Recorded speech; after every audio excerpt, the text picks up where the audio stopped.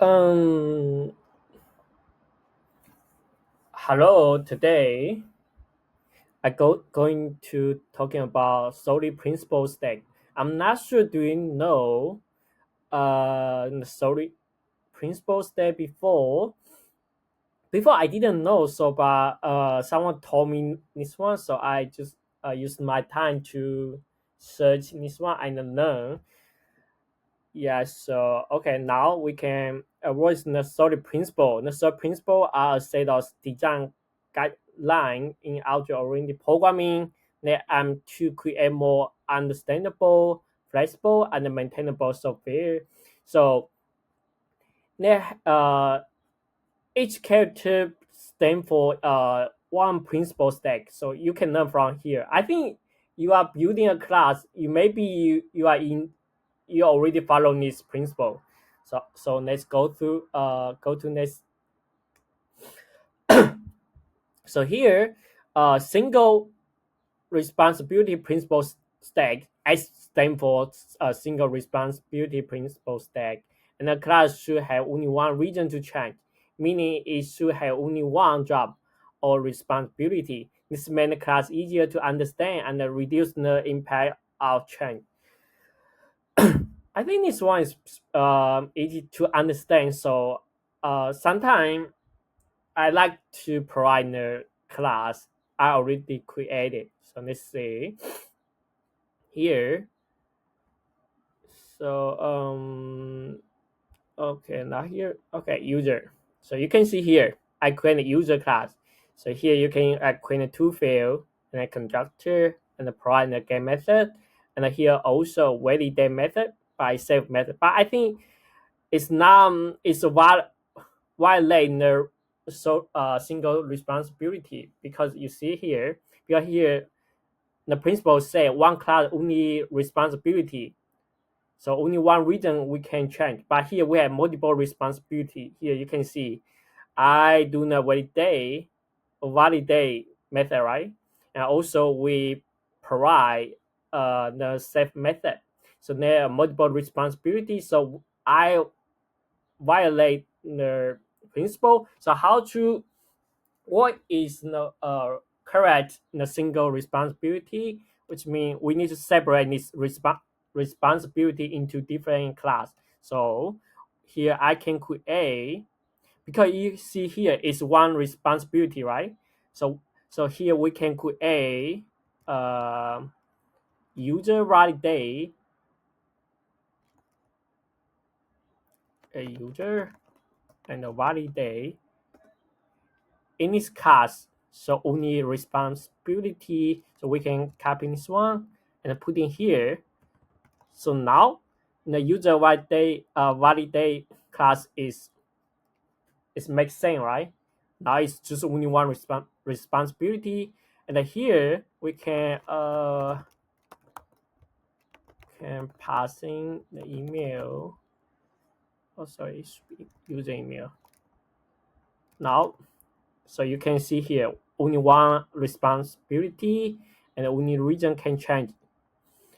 Now here we see we can here still have two responsibilities, so we can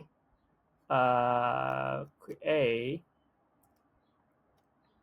user responsibility repository.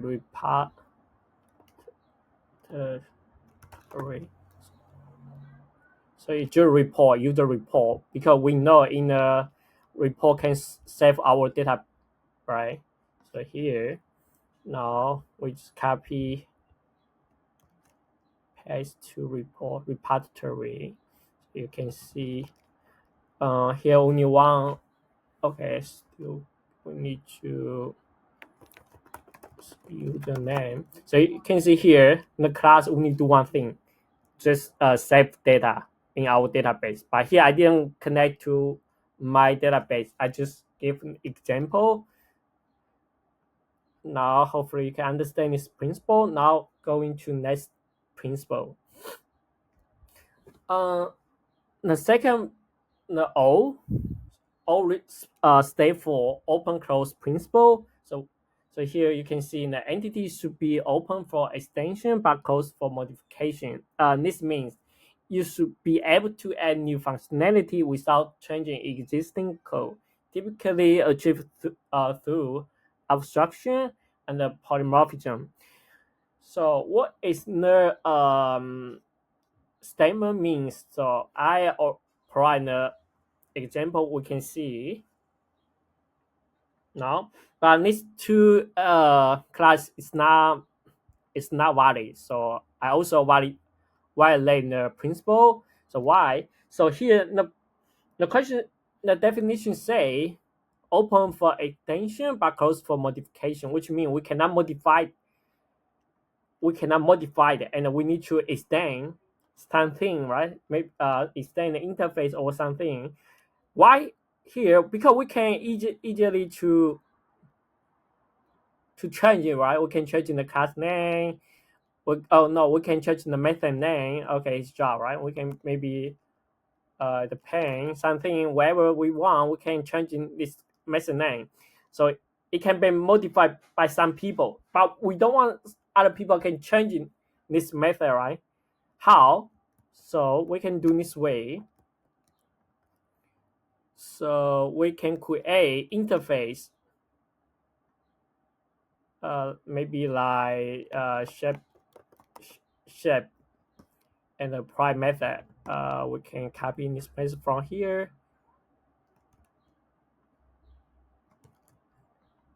in the, now remove this one, and name these two class implement this interface.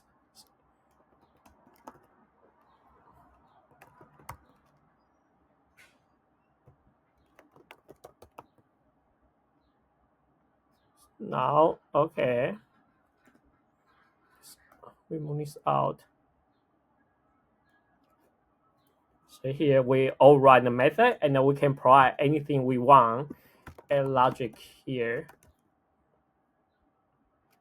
Now we also need to change the rectangle. Need to implement this one.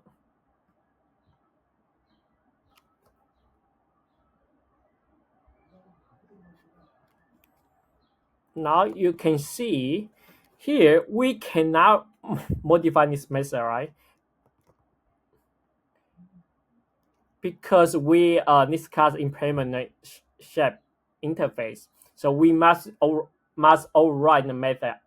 So we have one method should be same like the shape interface here.